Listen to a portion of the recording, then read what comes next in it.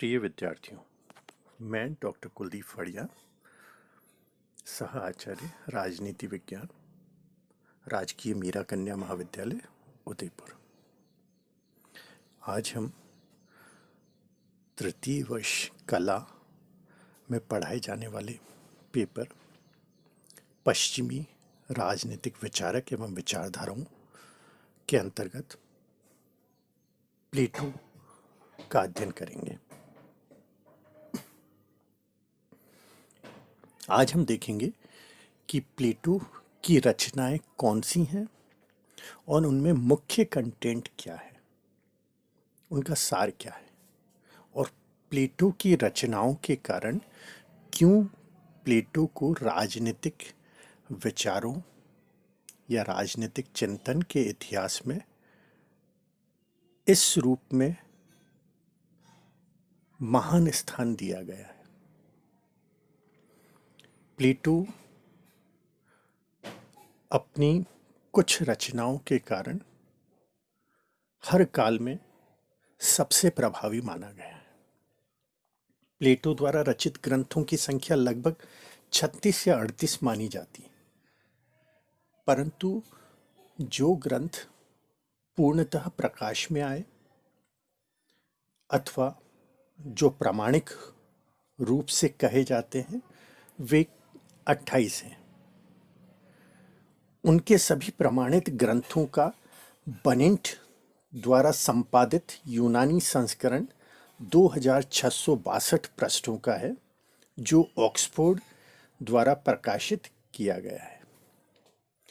प्लेटो की रचनाओं में the Republic, the Statesman, the Laws, Ion, Symposium बेहद प्रमुख हैं और इनका स्थान इतिहास से कोई वापस नहीं ले सकता।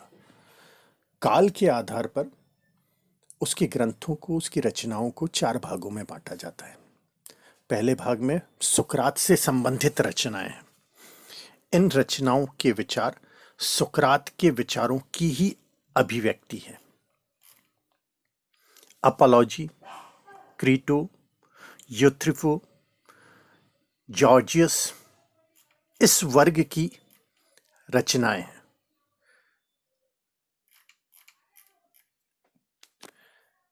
ये सभी रचनाएं सुकरात की मृत्यु से संबंधित हैं।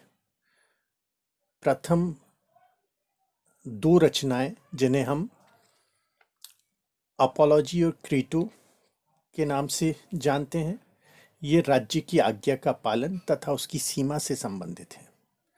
द्वितीय वर्ग की रचनाएं 380 ईसा पूर्व की है। ये प्लेटो के अपने स्वयं के विचारों से संबंधित है। इस वर्ग में मेनो, प्रोटैगोरस, सिंपोजियम, फेडो, रिपब्लिक और फेड्रस आदि रचनाएं हैं।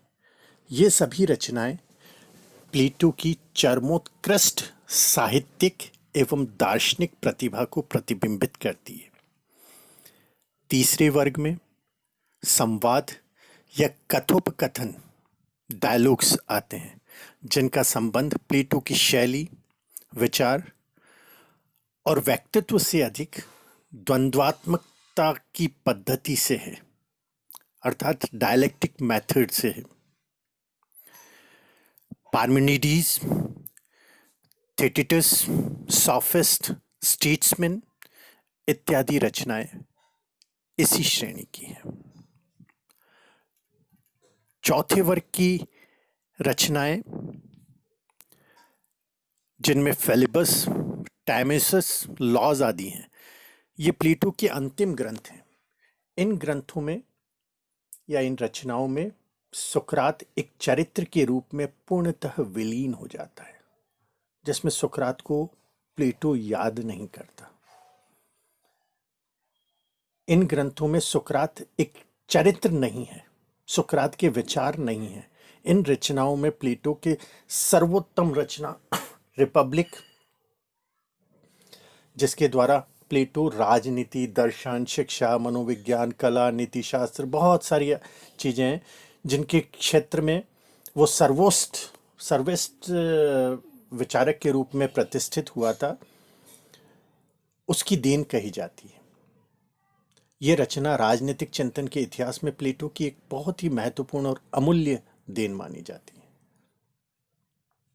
प्लेटो जिन पुस्तकों की वजह से, जिन रचनाओं की वजह से याद किया जाता है, वे मुख्य रूप से रिपब्लिक, स्टेट्समैन और लॉज हैं।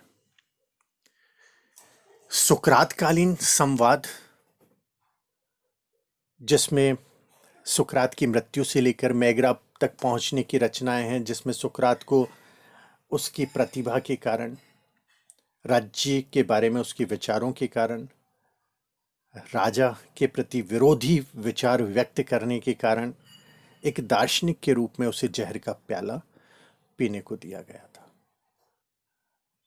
यात्रीकालीन संवाद को प्लेटो ने उस रूप में प्रस्तुत किया है जिसमें उसने स्वयं के अनुभव इस युग में एकत्रित किए हैं, जिसमें सुकरात के साथ साथ एलियाई मत का भी प्रभाव है। तीसरा जो वर्ग जिसे हम लोग विश्लेषित करते हैं, उसकी प्रौढ़कालीन अवस्था, जिसमें लॉज को एक बहुत अहम स्थान दिया गया है, जिसमें प्लेटो रिपब्लिक में जो अपने विचार दिए गए थे उनके विपरीत विचारों को व्यक्त करता है, जैसे कि आदर्श राज्य, और आदर्श राज्य के अंतर्गत आदर्श राजा का जो सिद्धांत दिया है वह व्यक्तिनिष्ठता से प्रभावित है, लेकिन प्लेटो ने लॉज में जो वर्णन किया है राज्य का, उसमें व्यक्तिनिष्ठता की बजाय वह कानून पर आश्रित हो जाता है, जिसमें वो कहता है शासन जो किया जाना है, शासक जो है, उसका अहम ध्येय कानून का पालन करना, सही कानून बनाना और उसे सही ढंग से क्रियान्वित किए जाने पर जोर है। अगर प्लेटो की रचनाओं का विश्लेषण हम संपूर्णता के रूप में करें तो सुकरात के विचारों से प्रेरित होकर ही प्लेटो ने राजनीति की नैतिक व्याख्या की थी, सद्गुण को ज्ञान माना था, शासन कला को उच्चतम कला की संज्ञा दी थी और विवेक पर बल दिया था। जब 399 ईसा पूर्व में सुकरात को मृत्युदंड दिया गया था तो प्लेटो की आयु मात्र 28 वर्ष की थी। इस घटना से परेशान होकर, व्यथित होकर, राजनीति से विरक्त होकर वह एक दार्शनिक बन गया। उसने अपनी रचना रिपब्लिक, जो कि राजनीति विज्ञान में अमर कृति कही जाती है, उसमें सुकरात के सत्य तथा न्याय को उचित ठहराने का प्रयास किया है और बाद में अपनी लेखनी में यही उसका एक प्रमुख ध्येय भी बन गया। प्लेटो ने अपनी पुस्तकों में, अपनी रचनाओं में जो विचार अभिव्यक्त किए हैं, उनमें से कुछ विचार ऐसे हैं जिन्हें सदैव से या हर काल में याद किया जाता है। उनमें से कुछ विचार हैं जैसे कि प्लेटो के द्वारा कहा गया है, एक अच्छा निर्णय ज्ञान पर आधारित होता है, नंबरों पर नहीं। एक स्थान पर उसने कहा है, एक नायक 100 में एक पैदा होता है, एक बुद्धिमान व्यक्ति हजारों में एक पाया जाता है, लेकिन एक संपूर्ण व्यक्ति शायद 1,00,000 लोगों में भी ना मिले। एक रचना में उसने व्यक्ति का वर्णन करते हुए कहा है, सभी व्यक्ति प्राकृतिक रूप से समान हैं, एक ही मिट्टी से, एक ही कर्मकार के द्वारा बनाए गए, और भले ही हम खुद को कितना भी धोखे में रख लें, पर ईश्वर को जितना प्रिय एक सशक्त राजकुमार है, उतना ही एक गरीब किसान। एक स्थान पर प्लेटो कहता है, थोड़ा सा जो अच्छे से किया जाए वो बेहतर है, बजाय बहुत कुछ अपूर्णता से करने के। प्लेटो अपनी रचनाओं में कहता है, मनुष्य द्वारा किया गया अच्छा व्यवहार उसे ताकत देता है और दूसरों को उसी तरह से अच्छा व्यवहार करने के लिए प्रेरित भी करता है। प्लेटो ने एक स्थान पे कहा है, 3 चीजों से बनता है मनुष्य या उसका व्यवहार। चाहत अर्थात कुछ पाने की इच्छा, दूसरा भावनाएं, इमोशंस, और तीसरा जानकारी। प्लेटो एक स्थान पर बहुत ही व्यवहारिक ढंग से व्यक्ति के लिए बोलता है, कहता है, समझदार व्यक्ति इसलिए बोलता है क्योंकि उसके पास बोलने के लिए या दूसरों से बांटने के लिए बहुत अच्छी अच्छी बातें होती हैं। लेकिन एक बेवकूफ़ व्यक्ति इसलिए बोलता है क्योंकि उसे कुछ ना कुछ बोलना होता है। कार्य करने और उसकी सर्वोच्च परिणति करने के बारे में प्लेटो ने एक स्थान पर लिखा है, काम करने का सबसे महत्वपूर्ण हिस्सा शुरुआत है। हमारे यहाँ कहा भी जाता है, यदि शुरुआत अच्छी होगी तो उसका अंत भी निश्चित रूप से बेहतर होगा।